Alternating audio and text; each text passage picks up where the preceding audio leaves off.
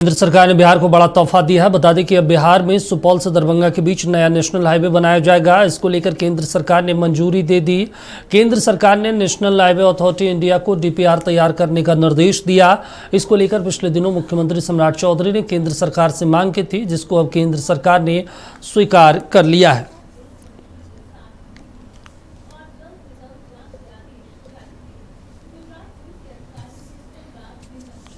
चलिए, इस पर हमारे स्टेट हेड बिहार के मरगूब जी जुड़े हुए हैं। मरगूब जी, ये एक बेहद महत्वपूर्ण कह सकते हैं बिहार सरकार का तोहफा दिया जा रहा है दरभंगा और सुपौल के बीच जो नेशनल हाईवे है। क्या कुछ बजट हो सकता है और कितना किलोमीटर का ये हाईवे बनने जा रहा है?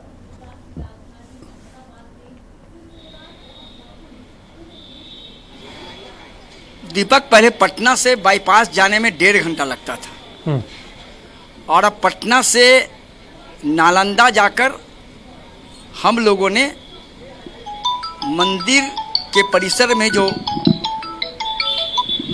भगदड़ हुआ था, हमने लाइव दे दिया था। अब समझ जाइए परिस्थिति कितनी बदल गई। लगातार हाईवे बन रहे हैं, लेकिन अब सरकार ने एक बड़ा तोहफा दिया है राज्य सरकार को। तोहफा क्या है? दरभंगा सुपौल के बीच एक नया नेशनल हाईवे बनने जा रहा है। हमारे पास बिल्कुल पुख्ता जानकारी है। बिहार सरकार को इन्फॉर्मेशन कर दिया गया है। National highway authority of India को केंद्र सरकार ने डीपीआर बनाने का निर्देश दे दिया है। केंद्र सरकार का कहना है कि जब डीपीआर बन के आ जाएगा तब पूरे मामले में बजट का प्रावधान किया जाएगा। और अब समझिए कि केंद्र सरकार ने इसको मंजूर कर लिया है। इसके पीछे का थोड़ा फ्लैशबैक ले चलते हैं हम आपको दीपक। बिहार सरकार के पीडब्ल्यूडी मंत्री गए थे, उससे पहले सड़क का बिहार सरकार के मुख्यमंत्री गए थे जी।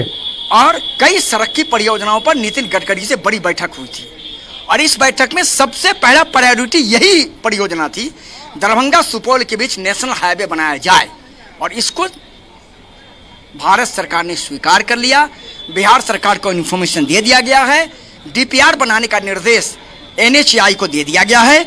इसके बनने से जो नेशनल हाईवे बन जाएगा तो पूर्वोत्तर से सीमांचल और मिथिलांचल के लोगों का सीधा कनेक्शन हो जाएगा। आप समझ जाइए, पूर्वोत्तर के राज्यों से मिथिला और सीमांचल की कोसी के लोगों का सीधा होगा। अगर आप सीमांचल से भी आ रहे हैं तो आप सीधे सुपौल होते हुए आप सीधे कनेक्ट हो जाइएगा और आप पूर्वोत्तर के राज्यों में चले जाइएगा। भारत सरकार की तरफ से राज्य सरकार को कल देर रात एक इन्फॉर्मेशन दिया गया और NHAI को भी चला गया इन्फॉर्मेशन। NHAI अब अगले 1-2 दिनों में जाकर के वहाँ निरीक्षण करेगा, डीपीआर बनाएगा। डीपीआर के बाद भारत सरकार को जाएगा। भारत सरकार फिर उसे बजट में पैसे का प्रावधान करेगा और फिर फाइनली टेंडर के लिए निकाल दिया जाएगा। तो ये बड़ा तोहफा है सीमांचल कोसी वासियों के लिए, सीमांचल वासियों के लिए, मिथिलांचल वासियों के लिए। एक्चुअली तो है ये दरभंगा सुपौल के बीच